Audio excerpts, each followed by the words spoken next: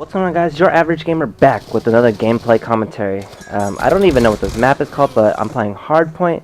I fast forward the game a little bit. As you can see, I'm sitting at 6-3. I wanted to cut out kind of the drag parts of the game and show you guys a lot of action as much as possible. So sit back, enjoy the gameplay, and today's topic is something that, from my perspective, it's a real tough situation to talk about, and it's a topic that kind of makes me sad.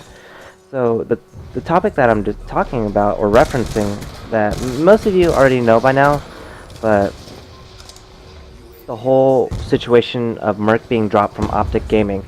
The reason why I didn't make this video early on was because I wanted to hear both sides of the story. I kind of wanted to let everything die down a little bit, and it's still fairly early to say though, but these are kind of my views after watching both videos.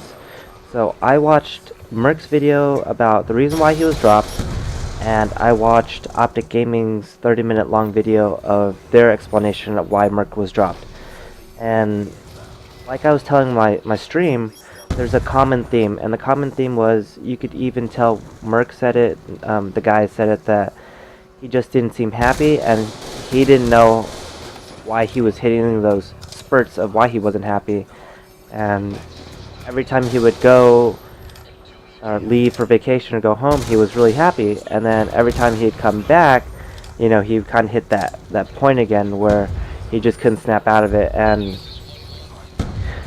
being a mod for OpTiC Gaming, I noticed it myself, kind of being in streams. You could see that sometimes it seemed like Merk was kind of excluding himself, or he just didn't feel at home with them. And that's a pity, because when I think OpTiC Gaming, I think Merk, Nadeshot, Scum, Big Timer, because those are the guys I've been watching since MW3. The core three, at least, were teaming together, and it's so hard because they're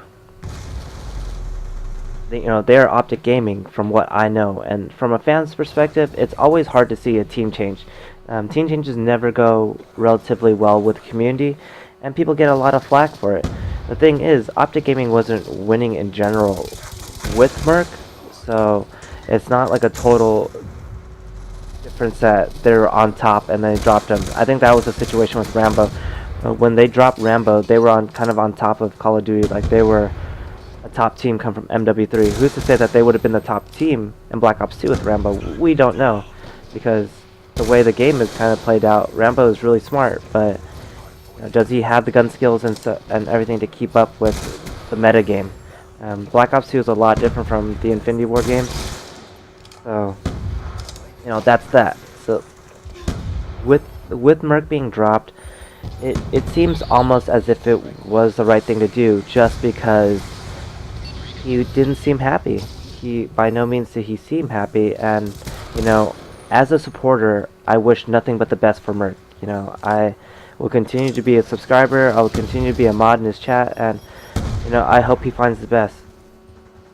I wish the best for him. What the problem I see down the line is the fact that if he had a tough time moving into the OpTiC team house, the only other team I could see him going to is Envy. They have a team house, and with this whole situation, I don't think he would move in. How well can he, how happy is he competing and moving in and grinding? I think he had a misconception. He said himself in his videos too, he kind of made himself out to be like an enemy. He always puts himself in that position where he didn't feel like he fit in, and the guys try to help him with that. They try to make it so he didn't feel that way, but it'd be very tough for him to do that if he moved in anywhere else. And that's kind of the success of esports in general direction, of people are going to team houses because with the growth, they want to keep it going, and they want esports to be a thing. And here I pick up a stupid ballista DSR, or a DSR with a suppressor. I think that's like the dumbest thing. 2-shot every time. It's like weaker than the ballista. So since Merk was dropped, Jkap was picked up. So part of it was, some planning had to be done, and I'm sure it was on contingent that they had discussed it, and they knew that things weren't going well with Merk, and changes had to be made. And you know, Jkap's a great player. The only problem I see is I think Jkap and Nadeshot are gonna clash a lot, just because they're both very stubborn. Nadeshot's gonna be the kind of the play caller, and I know Jkap grinded, like, bumped heads with Rambo a lot, but I feel it's a different dynamic. Rambo was the play caller. Nadeshot is kind of the S&D play caller, so you know, it'll be interesting to see. But they will be. I'm not gonna say that they will be stronger, because you know, you don't know unless you go to a tournament and perform. But Jkap is a slayer. He does offer a little bit more of an aggressive playstyle that may ultimately benefit OpTiC Gaming. These are just kind of some of my views, and it's what I got from the video and watching it. And if Merk wasn't happy, you know, hopefully now that he has some time to take back and just to see and find out what can make him happy.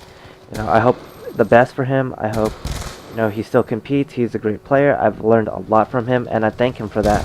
And I've told that to his face, that, you know, thank you for everything.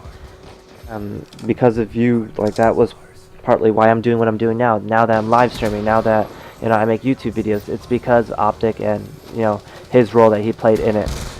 And I don't know why my teammate was just missing so many shots. I was going for a 50 bomb, and as you can see, the gameplay is winding down to it, and I'm about 3 kills off.